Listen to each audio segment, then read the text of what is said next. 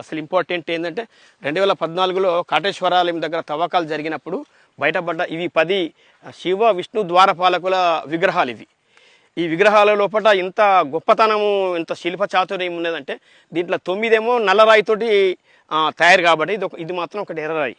ఇగో ఇది శివద్వారపాలకుని విగ్రహం. ఇది అయితే ఈ శివద్వారపాలకుని విగ్రహం లోపల ఇక్కడ ఆభరణాలు మనం చూస్తే ఎంత శిల్పి గొప్పతనం కనబడుతుంటే ఆభరణాల లోపల ఇగో ఇంత చిన్న దాంతో కూడా చిన్న ఇన్స్ట్రుమెంట్ తోటి ఆభరణాల లోపల ఉన్న సందులు, అవి ముత్యాలు, వజ్రాలు అవి మనకు కనబడతాయి. తర్వాత ఆ కిరీటం కూడా చాలా గొప్పగా శిల్పీకరించడం జరిగింది. దాని మీద నాగసర్పం ఉంటుంది, మూడు తలాల నాగసర్పం. ఇదంతా ఎందుకంటే దాని తర్వాత ఇదే కిరీటం చుట్టూ కూడా కపారాలు ఉంటాయి, పుర్రెలు. ఇది ఏం గుర్తు అంటే శివునికి గుర్తు అనమాట. ఆ శివునికి గుర్తుగా ఈ శివద్వారపాలకుని విగ్రహం ఇది. అయితే అట్నే ఇవన్నీ దీంట్లో ఇంకా ఐదు శివద్వారపాలకుల విగ్రహాలు, 5 విష్ణుద్వారపాలకుల విగ్రహాలు ఉన్నాయి. ఇవి తవ్వకాలలో కూడా బయటపడ్డాయి.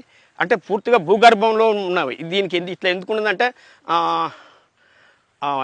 దాని 1508 నుంచి 1504 నుంచి 1512 వరకు కాకతీయుల పతనం తర్వాత సీతాపతి రాజు అనే రాజు వరంగల్ పరిపాలన చేసినప్పుడు మహమ్మదీయుల వల్ల ఈ విగ్రహాలన్నీ ధ్వంసమవుతాయి అని అప్పుడే తయారవుతున్న విగ్రహాలను భావితరాల కోసం అందించడం కోసం భూగర్భంలో దాచిపెట్టడం జరిగింది. అట్లా దాచిపెట్టిన విగ్రహాలే ఇప్పుడు తవ్వకాల్లో బయటపడ్డాయి. ఇవి మొత్తం 10 విగ్రహాలు.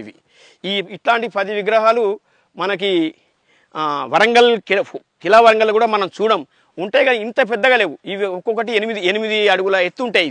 ఈ 8 అడుగుల ఎత్తు ఉండడానికి కారణం ఏంటంటే ఆ రోజుల్లో 8 అడుగుల నుంచి 10-12 అడుగుల వరకు అప్పుడు మనుషులు ఉండేవాళ్ళు.